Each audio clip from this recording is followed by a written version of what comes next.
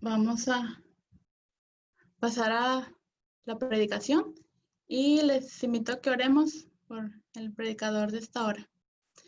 Señor, queremos dejar en tus manos la vida de tu siervo Abner.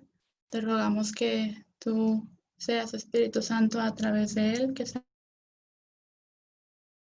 tus palabras, Señor, y permítenos recibir con gozo tu palabra. Oramos con gratitud en nombre de Jesús. Amén.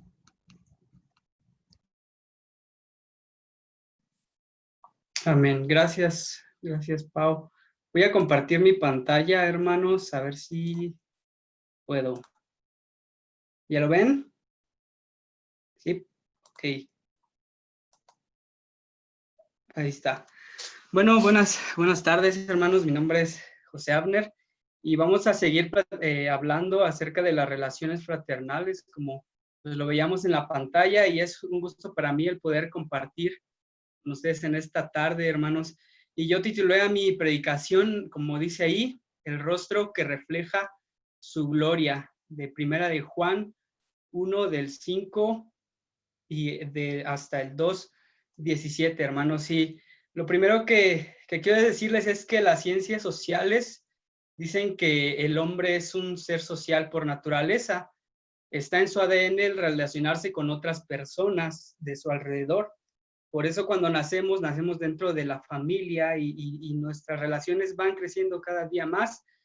Y también las ciencias sociales dicen que estas relaciones humanas tienen complicaciones serias, porque muchas veces el hombre no sabe relacionarse con su prójimo o con quien esté, y por eso se crearon leyes que rigen el comportamiento del hombre en sociedad. Y los cristianos sabemos que el hombre es un ser social porque fuimos creados a imagen de Dios, ¿verdad? Dios es relacional. El Padre convive en una perfecta unidad y armonía con el Hijo, con su Espíritu Santo. Y esto, hermanos, de cómo es Dios, se ve reflejado en la creación. Por eso cuando Dios crea a Adán, antes de presentarla a su esposa, él ve que todos, incluso Dios, toda la creación de Dios comparte o tiene con quién compartir, y él se ve solo, ¿no? Pero también sabemos, hermanos, que la razón por la que el hombre, a pesar de que es un ser social por naturaleza, también sabemos por qué no puede vivir de forma pacífica con su prójimo. Y la Biblia nos enseña aún por qué no puede vivir de forma pacífica con su familia. Y la Biblia nos enseña esto y dice que es a causa del pecado. Entonces, hermanos, entendemos que el pecado distancia a las personas. Ahora hay celos, ahora hay envidias, ahora hay contiendas, ahora hay ira, hay vergüenza, hay desconfianza, hay relaciones fracturadas y rotas, y esto cada vez nos va separando de nuestro prójimo, aún a pesar de que sea nuestra familia. Y hermanos, por esto el apóstol Juan escribe pues 3 cartas, porque él quiere que las iglesias, que los cristianos puedan relacionarse con Dios de una forma correcta y puedan relacionarse con su prójimo. Y precisamente en esta primera carta de Juan, hermanos, el apóstol Juan nos enseña 2 principios fundamentales, hermanos, que requieren los cristianos para poder reflejar el rostro de nuestro Dios, para poder reflejar la gloria de Dios, hermanos. Y el primer principio, vamos a verlo muy rápido, espero que me alcance el tiempo. El primer principio, hermanos, es que el rostro que refleja la gloria de Dios tiene comunión con Dios. El Padre, dice Juan, que el Padre y el Hijo están en una comunión tan perfecta, en una convivencia mutua. Eso es lo que acabamos de leer hace rato, lo que leyó nuestra hermana Adri, que Juan y los demás apóstoles entendieron que Jesús era Dios mismo, porque Jesús tenía una relación tan perfecta con su Padre que ellos llegaron a ver a Dios cuando veían a Jesús. Y hermanos, los apóstoles estaban en comunión con el Padre y con el Hijo, y quieren que las iglesias tengan esa misma comunión. Por eso Juan dice que esa comunión que ellos tienen como apóstoles con el Padre, quiere que las iglesias lo tengan también, y precisamente ese es el propósito de esta carta, que las iglesias tengan comunión con Dios. Pero para eso, para que los hermanos, para que las iglesias tengan comunión con Dios, necesitan, hermanos, dejar muchas cosas, necesitan dejar de ser tinieblas. Más adelante Juan lo dice. Entonces, hermanos, Juan, antes de definir cómo deberíamos caminar, Juan nos ayuda a entender cuál es el camino. Él no comienza hablando del hombre, hermanos. Juan comienza definiéndonos a Dios. Y, hermanos, allí en el versículo 5, dice, este es el mensaje que hemos oído de él y os anunciamos. Entonces, hermanos, Juan no empieza con el hombre, Juan empieza definiéndonos a Dios, y lo primero que Juan nos dice es que Dios es luz. Hermanos, y a lo mejor esto suena un poquito raro porque los dos son pronombres, luz y Dios, y como que no se puede entender, pero Juan quiere que nosotros podamos entender de alguna manera la esencia de lo que Dios es, hermanos. La naturaleza de la luz, científicamente, se dice que la naturaleza de la luz es brillar. La naturaleza de la luz es hacerse presente, es manifestarse. La luz, dicen los que estudian la dualidad de onda-partícula, dicen que la luz viaja en una manera constante y en línea recta, tiene una velocidad siempre constante. Hermanos, en la Biblia se relaciona a la luz con la gloria de Dios. En el Sinaí, ¿se acuerdan que cuando el pueblo veía que Dios estaba ahí, era porque empezaban a salir relámpagos, y eso significaba que la gloria de Dios estaba ahí? En la transfiguración, precisamente Juan estuvo ahí. Dice que los discípulos, los demás, vieron que el rostro de Jesús resplandeció y sus vestiduras eran blancas como la luz, dice Juan. Y también Juan en el Evangelio dice que la luz vino al mundo, pero el mundo lo rechazó porque estaba en tinieblas. Hermanos, al igual que la luz, la naturaleza y la esencia de Dios es manifestarse, es hacerse presente, y al igual que la luz, la naturaleza de Dios es constante. Y la luz representa también, hermanos, en la Biblia, la santidad de Dios. En la Biblia vemos claramente esta diferencia entre luz y tinieblas, entre pecado y obediencia, entre santidad y pecado. Y, hermanos, para Juan, Dios es esto. Dios es, la luz representa la excelencia moral de Dios, es la perfección en su santidad. Y se acuerdan que Pablo dice que Dios habita en luz inaccesible. Y también se acuerdan que Moisés, cuando pasó varios días, muchos días en el Sinaí, estaba con Dios, y Moisés le dijo que quería ver a Dios, pero Dios le dio permiso y le dijo que solo podía ver su espalda. Y los que estudian bien las palabras dicen que en el original lo único que vio Moisés fue lo que quedaba del rostro de la gloria de Dios, fue lo último, lo que quedaba. Y Moisés baja con el pueblo, y ellos le dicen inmediatamente, tápate el rostro, porque él reflejaba la gloria de Dios, y ese reflejo, ellos con estar delante de él, porque la presencia de Dios, su santidad perfecta, nos hace automáticamente a nosotros ver nuestro pecado.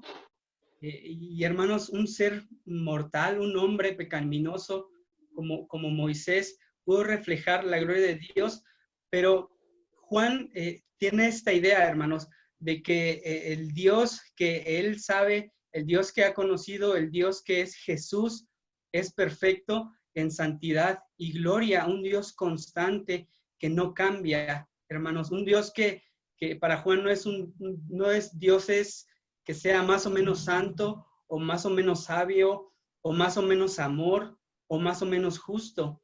Para Juan entendía a Dios como que Él siempre es santo, Él siempre es poderoso, Él es poderoso y al mismo tiempo amor, es justicia y al mismo tiempo libertador.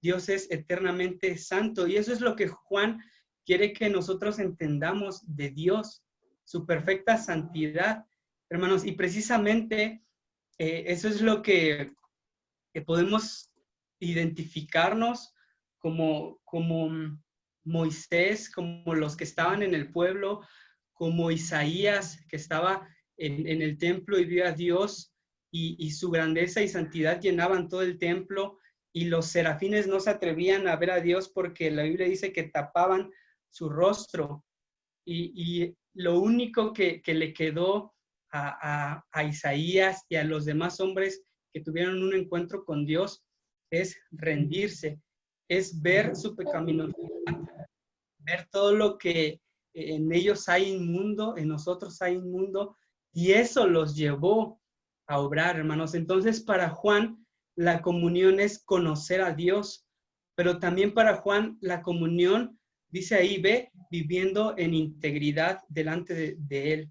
Para Juan, la comunión es conocer a Dios, pero también ese conocimiento de Dios te va a llevar o debería de llevar a la iglesia, a los cristianos, a vivir en integridad delante de Él, hermanos. Por eso dice Juan, si decimos que tenemos comunión con Él y andamos en tinieblas, mentimos y no practicamos la verdad.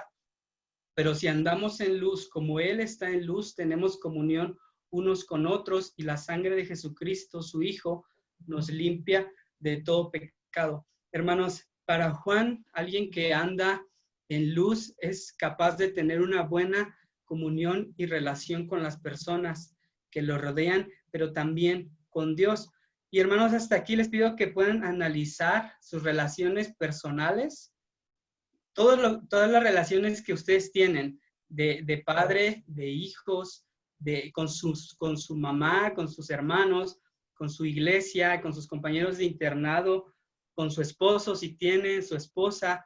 Y quiero que mediten cómo ha sido, hermanos, y si hasta el día de hoy hay celos, envidias o contiendas, o hay una toxicidad o bullying, debates todo el tiempo o pleitos. El hecho de que nosotros podamos conocer a Dios y estar en su presencia nos hace ver a nosotros todo lo que hemos hecho mal, hermanos. Y eso nos lleva a vivir en integridad con Dios, hermanos. Pero les pido que mediten en esto, pero también que mediten que si esas relaciones que ustedes tienen hasta el día de hoy han sido fructíferas, o sea, no solamente que como que hayan ahí, o sea, no me peleo con él, pero tampoco le hablo, ¿no? O que si sus relaciones que tienen fraternales pueden dar más fruto, pueden ser más de bendición para las personas que lo rodean. Hermanos, el estar delante de Dios y vernos tal cual somos, podemos darnos cuenta que muchas veces nuestras relaciones fraternales no son dioses. Hermanos, si Dios es constante, si Dios nunca cambia, si Dios siempre ha sido el mismo con nosotros, ¿por qué su iglesia depende realmente el trato que los demás tienen de nosotros? Que nosotros, si Dios es luz y Él no cambia, ¿por qué a lo mejor nosotros dependemos de las situaciones, dependemos de nuestro estado de ánimo? Si a lo mejor hoy amanecimos contentos, queremos amar a todo el mundo, pero al otro día no amanecemos así y queremos odiar a todo el mundo. Hermanos, la palabra de Dios nos enseña que para poder reflejar a nuestro Dios, tenemos que ser luz y tenemos que andar como Él anduvo, hermanos. Entonces, este es el primer principio de que vivamos en integridad delante de Dios, y eso, hermanos, automáticamente va a traer fruto en nuestras relaciones con los demás. Y el segundo, hermanos, es que aquellos que reflejan la gloria de Dios representan la luz de Dios. Y hasta aquí, hermanos, Juan nos está diciendo y nos confronta, diciéndonos que necesitamos conocer a Dios, y podemos decir nosotros que ya lo conocemos, ¿verdad? Que ya andamos en comunión, pero para Juan, alguien que anda en comunión con Dios y que ya le conoce es alguien que guarda sus mandamientos y alguien que dice ahí en el versículo, en el 2:3, y en esto sabemos que nosotros le conocemos si guardamos sus mandamientos. El que dice yo le conozco y no guarda sus mandamientos, él tal es mentiroso y la verdad no está en él, pero el que guarda la palabra, este verdaderamente, en este verdaderamente el amor de Dios se ha perfeccionado, hermanos. Entonces aquí Juan, muchos dicen que Juan ya había llegado a una edad muy, muy avanzada cuando escribió esto y para él no hay zonas grises. Para él, ¿amas a Dios o no amas a Dios? Para él, ¿amas a tu prójimo o no amas a tu prójimo? Y no hay zonas intermedias para Juan. Entonces, los que hemos creído en Cristo, los que somos de Jesús, ahora necesitamos reflejar esa luz, hermanos. Y rápidamente quiero decirles que Juan nos dice que necesitamos como cristianos representar la gloria de Dios, pero él nos dice primero que debemos de dejar las tinieblas. Él dice en el versículo 2:15, no améis al mundo ni las cosas que están en el mundo. Si alguno ama al mundo, el amor del Padre no está en él, porque todo lo que hay en el mundo, los deseos de la carne, los deseos de los ojos y la vanagloria de la vida, no provienen del Padre, sino del mundo. Y hermanos, aquí les quiero preguntar les quiero decir que muchas veces nuestras relaciones fraternales se ven cada vez más distanciadas, porque aún a pesar de que somos cristianos, seguimos amando este mundo. Puede haber cristianos que amen tanto un terreno o que amen tanto su casa y su propiedad, que cada vez que alguien llega o que cada vez que alguien se pasa, llegan y pues hacen pleito, ¿no? Puede haber cristianos que aman más a lo mejor las cosas que tienen en su cuarto, que les ha costado mucho trabajo, aman más eso que las relaciones. Y entonces muchas veces los deseos de la carne y la vanagloria de la vida tiene que ver con las posesiones que nosotros pues tenemos o hemos adquirido. Y hermanos, esto siempre, el amar mucho estas posesiones nos va a llevar a tener relaciones fraternales pues tóxicas, porque no queremos y defendemos, y yo creo que muchos hemos conocido a personas que actúan de esta manera, pero para Juan, alguien que quiere reflejar la gloria de Dios y la luz de Dios, él ya, esa persona que quiere hacerlo, él ya ha dejado las tinieblas.